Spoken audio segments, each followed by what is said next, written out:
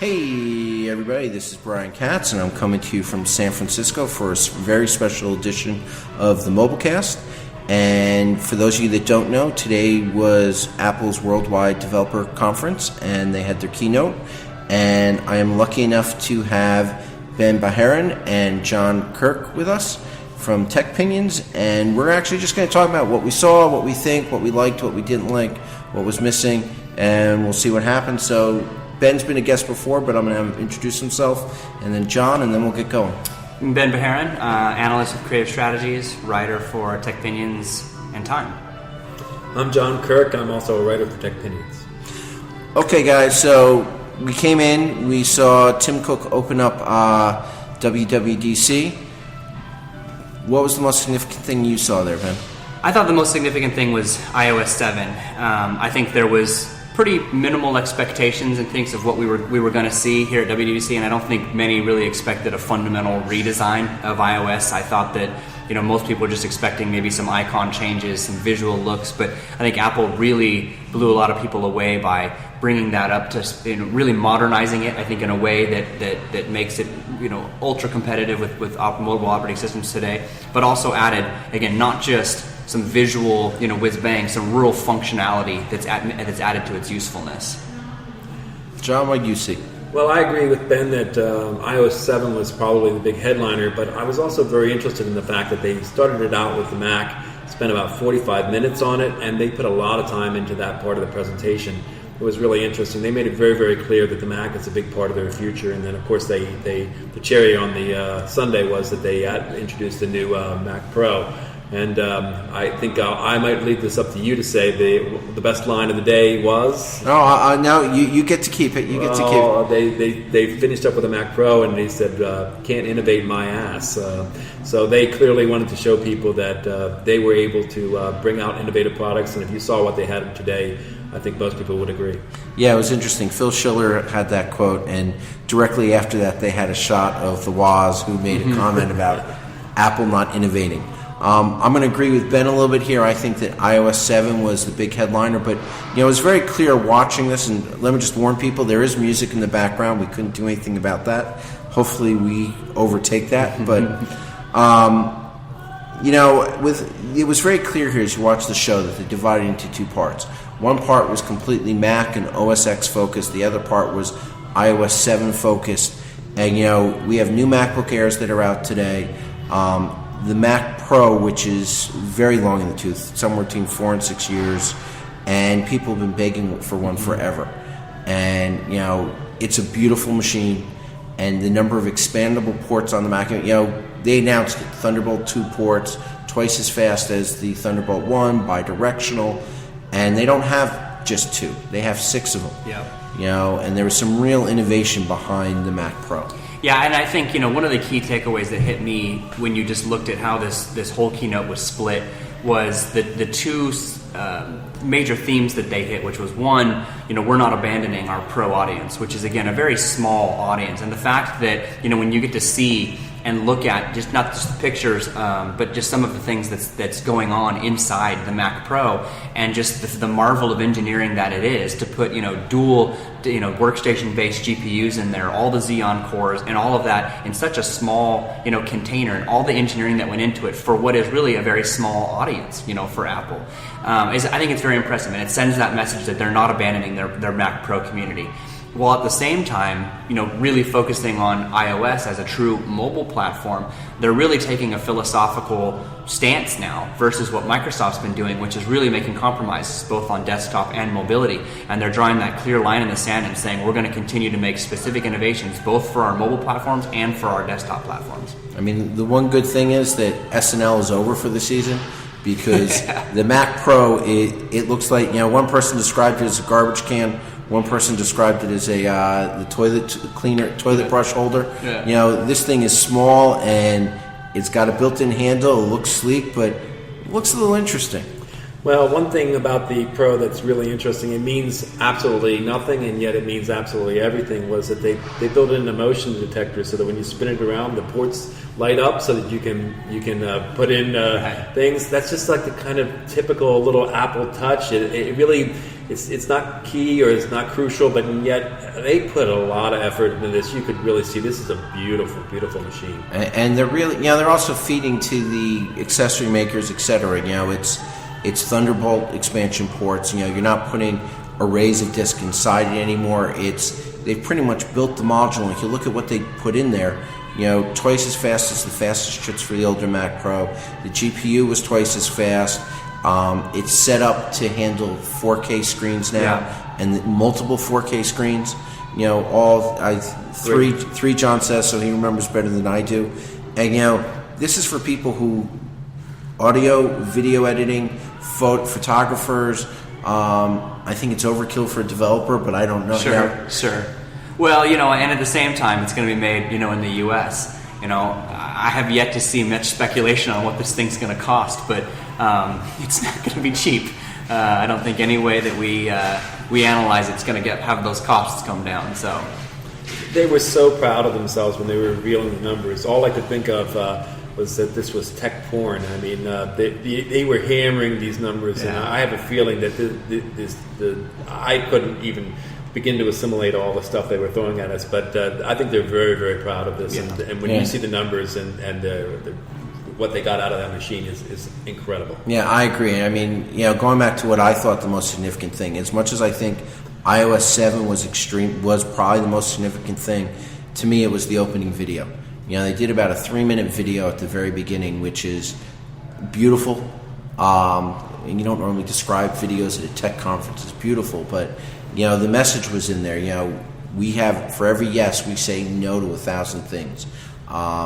It's not just simplicity. It's all these things have to come together and alive. And in some ways, it's the spirit of Steve Jobs. Not that I really want to bring him up here, but that's still alive and well, and that design philosophy is there. And it's all there in order to get that signature made by Apple in California.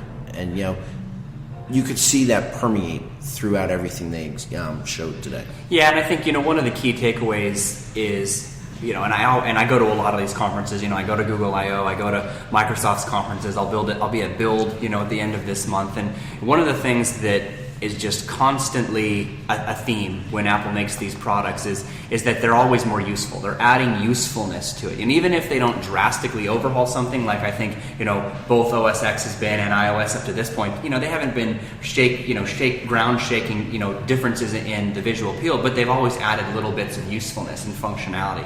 And I think this was a time where, again, more of that came. I mean, just some of the stuff that they added to OS X it's really useful. You look at it and you're like, that's great. I know I can use that. I'm going to find value there. And even what they done with iOS was even more, monumental, because now it's just a fundamental paradigm shift in how we use this device. And again, it's not just visually appealing. I think it's also just much more functionally more useful. I agree with you about the video. That was so impressive, and it was the very first thing they showed, and they very clearly wanted to highlight it. And what was interesting about it was, I think it was both a statement of who they are and a statement of who they are not. And they wanted to, in some ways, it was a slap in the face of their critics in saying, you're criticizing us for the wrong thing. This is who we are. This is where we're going. This is what Apple does. And you really need to focus on that. They were making a statement as to what they were and where they were going, and I was very impressed with it. Yeah, I mean, I think if we look at the first part on the Mac, and they did a little bit on iCloud with their new iWorks for iCloud. I would say they're not they targeted Microsoft a little bit, but a lot of the target was more on Google. I felt as I'm watching some of this, iWorks and iCloud is competitive to Google Docs and Office 365. That's what I looked at, and the functionality in a browser actually looked better to me based on having used both of those. As much as we malign Apple for its maps, the fact that they've added a lot of the features that Google had. You have the cards now. You can easily, if you do a route on your Mac, you can now push it right to your phone, and when you open it up, it opens up to navigation, things like that.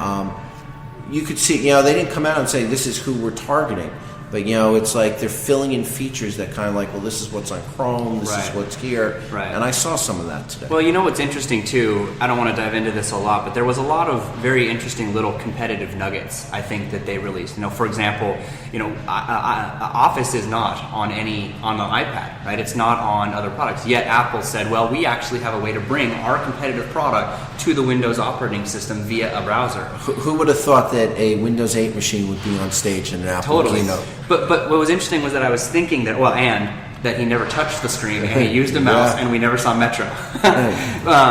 But I think it's interesting because what if Apple's philosophy to bring more of their services, like maybe even something like iRadio, or either... Well, iRadio is on the PC. They did say through available on iTunes. Mac or PC. But what about other services? What about other things that are Mac proprietary that they can bring to Windows without writing the software but bringing it through the desktop? Like think about iLife, for example, which does not exist. iLife, FaceTime, which does exist as Skype, but there are those pieces. Let me skip back to iOS 7 just for a second. I was thinking while you gentlemen were talking about how so many of the things that I saw, there were so many pieces there. I kept thinking, and in some ways this is something people say, but it's like I kept thinking, well, my mother would understand that. Well, my mother could do that, And some of the things like the multitasking, double click, and it works no better than the multitasking now. But the way it shows up and is visual, it immediately you intuitively grasp it. Whereas right now, I think it's a little bit tricky. And I think that you could say that same thing about a lot of the things that they added. It's all about, let's make this simple. It sounds like Johnny Ive all over the place. Yes. Let's make this functional. Let's make this simple. Let's make this elegant. Let's make this work. And I think a lot of the touches were like that in iOS 7. And I know Ben doesn't want to go here, but I'm going to do one other competitive thing. I know they came up with a slide that was talking about user satisfaction. Yeah. And, they focused on very satisfied. And they were looking at phone OS or mobile OSs. And, if you looked at the slide, Apple iOS had something like 73 or 79%. Right. The closest competitor was 20 points below it. Then Android was but what was interesting is as I watched the tweet stream, all that you saw was everybody who was a Microsoft fan is, look at us, we're at 50-something%, we're in second place. And it wasn't that we were going after Apple, it's look how good we are compared to Android and this other stuff. Right. And I couldn't help but see that in my tweet stream and laugh when I saw that. Well, and I think, there's going to be a lot that go on from a platform standpoint, and I think, even if you just look at, what I think a potential big announcement is, and we can interpret this any way we want, is that Bing is now the search part for Siri. And, and I thought about that. I thought, really, it's not like Bing is any better at anything. Right? There's no logical reason to make that choice other than there's just clear lines being drawn with Google. And as long as the results work, you're not seeing the visual display of Bing, and so as long as they work for you, you really actually don't care, right, how Siri works. But I thought that was fascinating, because that's, I've always thought that Siri was a way that Apple has wanted to usurp the search experience from Google. And by now not using them as an engine, I think that certainly, points in that direction. But that's even something that they have embraced with Microsoft, and I think, to be honest with you, I think over the next few years you might actually see Microsoft and Apple become a little bit more close in some of the ways that Google and Apple had been close prior to their falling out, if you will. That wouldn't surprise me.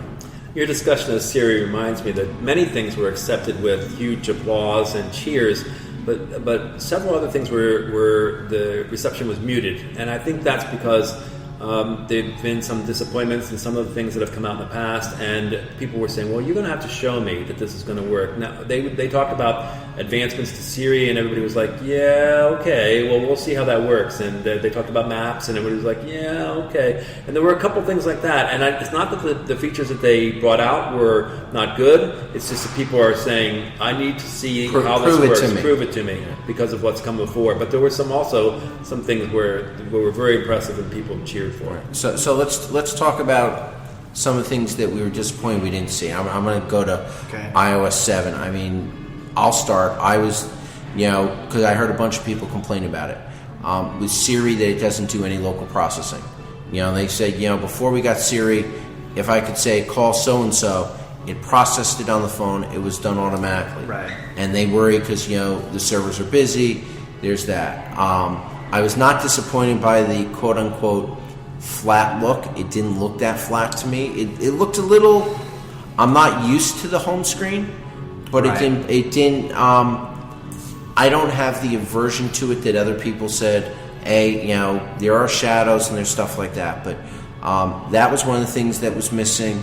I'll let you pick one or two things. Yeah, I mean, without the full sort of SDK, I mean, I was hoping for, and I guess this is more iPad specific, but multi-user login. I really think that this is a big deal. I think people are not necessarily their phones, but I think they're using their tablets, their iPad in communal environments. So, maybe they didn't release it, maybe they will, but I really think that that's an important use case for a lot of these things. And to be honest with you, there was a lot of security stuff that I don't think they mentioned. I didn't, look at that list that that we were talking about earlier. But I would have liked to have seen some more stuff that really caters to how it's being used in enterprise. I think there are some things there that will come out, but I would have definitely liked to see a real message on, look, we're going to make this work for everybody in every environment. I agree with you on the multi-user. I remember saying that afterwards. And it's interesting on the security stuff because we saw it on slides, but nobody here knows what it means. So what was something that you thought was missing? Well, this is a developers conference. Two things I could think of off the top of my head were, with Siri, for example, I think developers would like to be able to use Siri to access their apps and be able to use them more, and that didn't show up today. Another thing was interactivity, which is, of course, always hampered by the philosophy of sandboxing and security. The sharing function. The sharing functionality. I didn't hear anything about that today. These are the kind of things that end users don't care about, but they care when the results get to them, and the developers care about very deeply.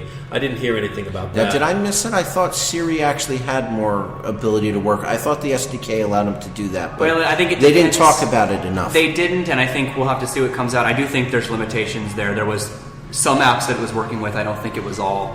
There's another part that I don't know this for a fact, but I'm pretty confident it's probably the case. It didn't look like developers could leverage Control Center. It looks like Control Center was a fixed set of applications, including the flashlight, so I don't think you can change that. That would have probably been nice for developers to say, well, maybe I can add some elements to Control Center, given how useful that is. I thought it was funny. I saw a tweet that said, Apple has just ended the ad-supported flashlight That's true. app and developers will be complaining. And the only other thing that stood out for me, which based on people were inferring based upon Tim Cook's All Things D interview, was the fact that we might see things like Swift Key or Swipe come in and actually be able to replace the keyboard. And that's a disappointment because we all here use different devices. And we test different devices as part of what we do. I do it as part of my enterprise job. You guys do it as analysts and writers. And, I like the Swift Key keyboard. I've been using it for years on Android. I remember when they first came out. I'm not as big a fan of Swipe, but, I have friends who, they're all over it. And to me, those sorts of things, that's a disappointment not to see. Definite shout out to Swift Key. Not just because I'm friends with Joe Braidwood, but that's my first app I install on every Android device. It's default for me.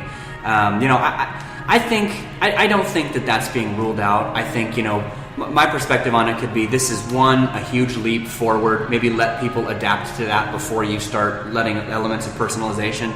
That's probably, but to your point, I think one of the things I would really like to see come to this is personalization. Now, interestingly, that's a huge deal in China. When you see the main reason that Chinese consumers are jailbreaking their iOS devices, it's to take it to levels of personalization that fit their weird, quirky personalities and nature, and it's things that they want to do that they can't do. And so I think that's key for the China audience. And again, it might not be day one. I hope Apple goes there. This might just be, let's let people get their feet wet with this new UI, and then over time roll out these much more powerful functions. Yeah, and actually he called out China because I remember one of the features was Tencent Weibo. Sina Weibo, yeah. Yeah, and that they've actually made way for that. And I think that's big. And just looking at we know that when they introduce a new device, which will come in the fall, they'll probably be, oh, by the way, there are these 2 or 3 other features that we really haven't been telling anybody about, Without and doubt. maybe that's personalization, maybe that's something else. So it'll be interesting to see what happens with that.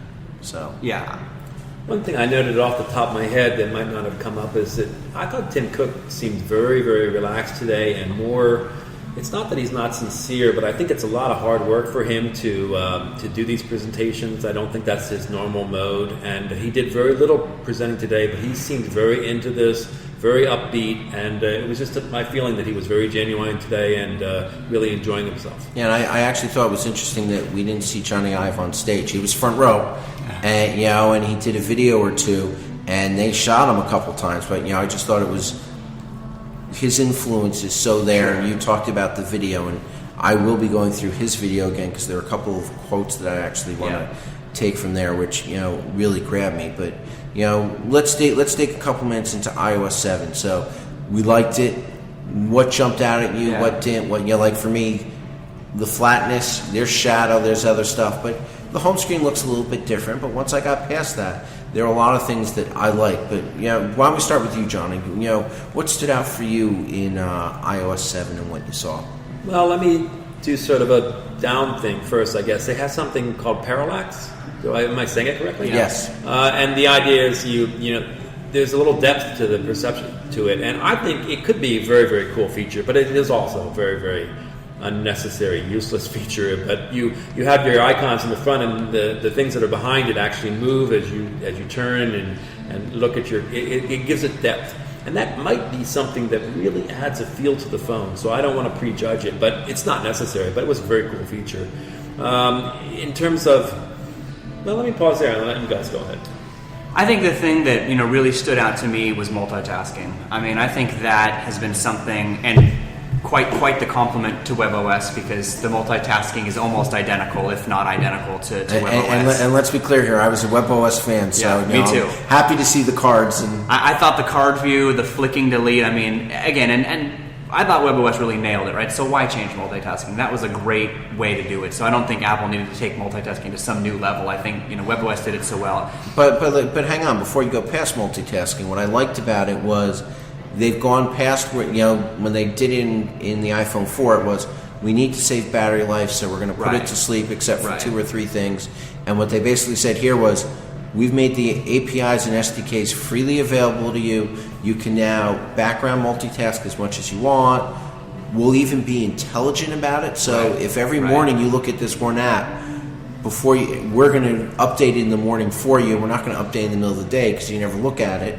And making that open to everybody, I think that's catching up a little bit with everybody else, and I think that's a real nice piece to it. Yeah, and I think, and even to stay on multitasking for a second, I do think that the way they intelligently manage background tasks for app syncing is key. But to be honest with you, multitasking I think is really going to revolutionize the iPad. I think when you start to now bring the iPad into true computing environments, which I think one can argue this ability to quickly snap between tasks on OS X or even Windows is one of the things that's great about the PC form factor, and being able to just effectively and efficiently breeze through applications and jump in and out, and I think it's just really going to do huge things for the iPad. So multitasking to me was that one that when I saw I was like, that's probably my favorite feature of iOS 7. I can't believe that people are prejudging the new look. I've heard some people say, "Well, I don't like the icons." It's like, oh, give it a break. I mean, it can take a few seconds to see, how it feels when you use it. And it wasn't just the icons. It's not just a coat of paint. They have definitely made some changes to the interface, and Johnny Ive's touch is all over this about how it can be more functional. And I, for one, am going to wait until I get my thumbs on it before I make a judgment one way or the other. And I have a feeling, just from the little I saw, I was very impressed. Yeah, you guys weren't able to go to the later session with the developers, the state of the platform. And, it's interesting. Most of the buttons are gone, so they're kind of using different colored text to tell people it's a button. It's more everything edge to edge. Right. They simplified the fonts, so it looks cleaner. They've put a bunch of stuff in there. For example, one of the things they talk about is you can actually go into the settings, and if an app uses it, you can adjust the text to make it bigger. So, I have a bunch of people I see throw their glasses on every time they take their phone out, take it out of their pocket. And if the app uses that setting, it will actually make the text more readable. And we watched it on the screen, and from that perspective, it was very clean lines. They talk a little bit about translucent, so you can see things as they come up, context, and it, very clear. What I liked about it was kind of natural. You could see what was coming. You could kind of anticipate. The one thing, I tweeted this out during the thing, and one of the things that really struck me, both with iOS 7 and with OS X 10.9 Mavericks, it's called. They've moved away from the Katz. That's right. Was the fact that it occurred to me that Apple's going very contextual here. Mm-hmm. And, Google has that with Google Now. But, for example, when they showed the calendar on Mac OS X, what they did was, if you do something around lunchtime, it'll suggest restaurants. It'll look at travel time and add that to the appointment if that's what you want. And, that same thing happens on iOS 7. And you start to see that there's context here. Right. The same thing with updating the apps and all. And this is, I'm a big believer that really the next wave in computing is contextual computing.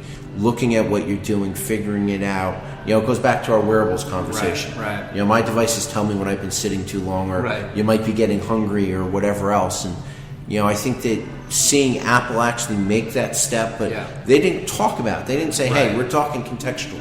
They just said, "Here's how it works," and it was a story. It was a little bit easier to follow. Right. Yeah, I think when we look at what's happening, kind of over by and large with the two dominant platforms being Android and now iOS, you're seeing more of what I like to call these experiences that anticipate me. We're meeting up, so where should we go, or how long will it take to get there, right? These are great examples of it kind of knowing and anticipating my future actions and then providing additional value to me. And that, in my opinion, is how we're moving really to smart devices. These devices right now, I think they're somewhat smart. I think they have a lot smarter that they can get. And these types of experiences that are more anticipation-based, I think, is really when they start to deliver their smart value.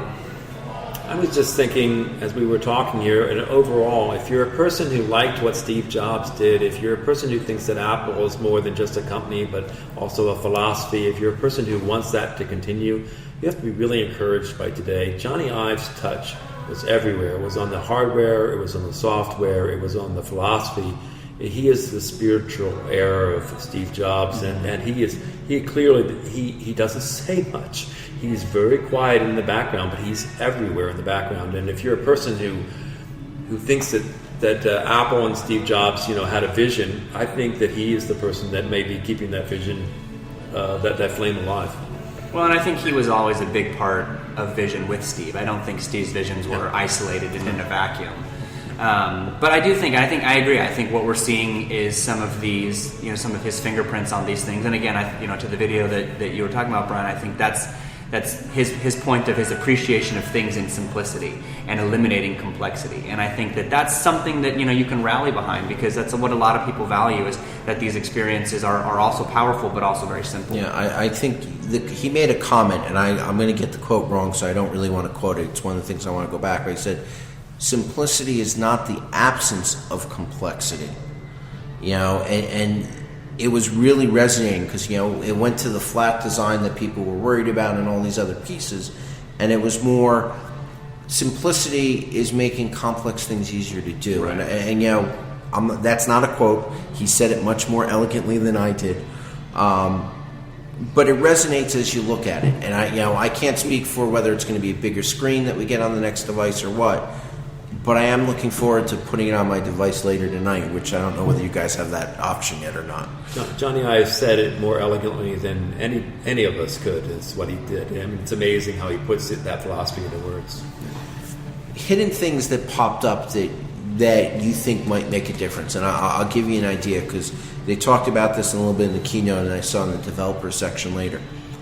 I have no doubt at this point that Apple plans to blow away Microsoft and Sony in the console war. One of the things they showed today, they mentioned in the keynote really quickly, they showed it a little bit more in the developer session, was the fact that you can now use third-party game controllers. Right. And what they're doing is you have to get the third-party game controllers certified with the MFI cert, which is, it's an iOS, ready device. But developers only have to develop to the API.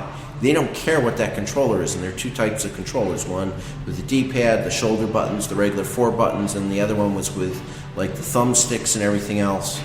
And they actually had a picture of one of the demo units that you can play with if you go to the labs. But then they had somebody come up and actually play a game. They said it took them less than a day to do this, and it was on an iPhone, and they were playing it via AirPlay or however they had it plugged in, and you wouldn't know this wasn't a console game. Yeah. And I just looked at that and said, wow, I see that. Forget PSPs, forget Nintendo DSs. You know, you get one of these, you snap it on your device, great. Or you plug it into an iPad and you're using AirPlay or whatever else, and all of a sudden, holy cow. Yeah. That to me, that was a hidden gem that I saw that I say, wow. And if Apple TV ever becomes the device that people think it might, imagine games on this, you're already there because you've developed for the controller with this API. And wow. Yeah. I have to agree with you on that one. And on the day that Microsoft announced the Xbox One is going to be $500, you know, I think there's that's a good point. You know, I think, to be honest with you, a little thing that stood out to me was it became very, very clear two things for me. That one, Apple really is going to remain committed to Intel and x86 and Macs. I think that, you know, rumors that they may ever move these to ARM processors is put to rest. But at the same time, it was very clear that they easily collaborated and made a point that they were collaborating with Intel on this Haswell ULT processor, and that they had something to do with that Intel processor. Yeah, I mean, it was amazing to see what came out.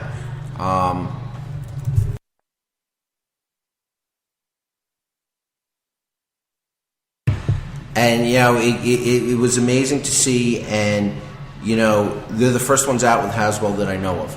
And, that's correct. You know, what they showed was the MacBook Air, which are available today, the MacBook Air 11, which used to get 5 hours, now gets 10 hours, I think, or 9 hours. And the MacBook Air 13, which was at 7, is literally up to 12 hours. So it's as long, you know, both of them are really as long as the iPad, you know, the regular iPad versus the mini. Yeah. That is, I can't tell you. I know somebody who actually went and got one today that said, that's it. I wouldn't mind renting a screen. Right. And they reduced the price for more memory. Yeah. It's hard to compete with that. Yeah. Two of the things which are really the same thing that I noticed was that, first place, I don't think they barely even mentioned Microsoft. Microsoft isn't even in this discussion. I could be wrong when I go back and listen to it, but that's my impulse or feeling for it. The other one is, I think they're genuinely annoyed that people think that Android is winning, and they had a bunch of slides up, and one of them was they talked about the fact that if you have like 95+% of the 600 million iOS users are using version 6 of the software right now. And that adoption, and if you look at the Android adoption rate, even the largest portion of the Android adoption rate is much smaller. So they are the number one, and if you look in terms of versions, they are easily number one in terms of operating systems. And I don't think they want to sit back and just have people think that Android is running away with it. If you look at the most up-to-date operating system in the world, it's iOS. Well, yeah, and I think that, you know, they're clearly making their overall commitment, I think, at large in these platforms that they're investing in. And, you know, I think when they make those points about, look, you know, we have the most platform share for versions, right, in terms of the most devices, that's a great developer story, because you're going to write for iOS 7, and iOS 7 is going to be on the most devices of any platform, right, including Android, if those numbers stay on the trend that they are. So that's a good story, especially now to leverage. You know, and even though it's not something that's necessarily a hidden gem, I think the hidden gems that are going to come more so than the ones that you mentioned are what developers now do with these SDKs, because, you know, there's a lot of stuff in there that I think they didn't get into. And once developers unpack this, I think we're going to see some apps that we've just never seen before. Yeah, they mentioned that there are over 1,500 new APIs, which is a heck of a lot of APIs to dig into. I can tell you that during the state of the platform, you know, they were releasing Xcode 5, and there was a heck of a lot of cheering. And, you know, one of the things that impressed me when I watched Google I.O. was how much easier it had gotten to develop for Android. And I gotta say, I don't know that Apple made it easier than what Android did, but they made a lot of things easier and a lot of things both for people who develop in groups, so it's just not one developer, and people who do any sort of development, just all the pieces that make it much, much easier. Yeah. So yeah, that kind of impressed me. So we're starting to run out of time. I promise not to keep you guys too long. Let's start with final thoughts. John, why don't we start with you? What do you walk away from here, and make it literally take as much time as you want? My overall impression was very favorable. I usually like to sit back and wait until I've read, like even a week or so, read other opinions, and I'm certainly going to do that. But I came away feeling like they took not just a step, but a huge stride here. This felt like a very good thing.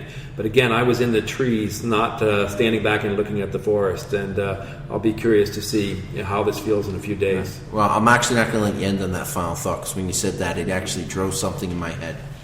One of the things that, and I didn't spend enough time on Twitter and talking to people today, but one of the things you're going to hear is, well, they stole this from here, they stole that from here, they stole, so like the cards from WebOS, the control center from Android, the fonts, whatever, from Windows Phone.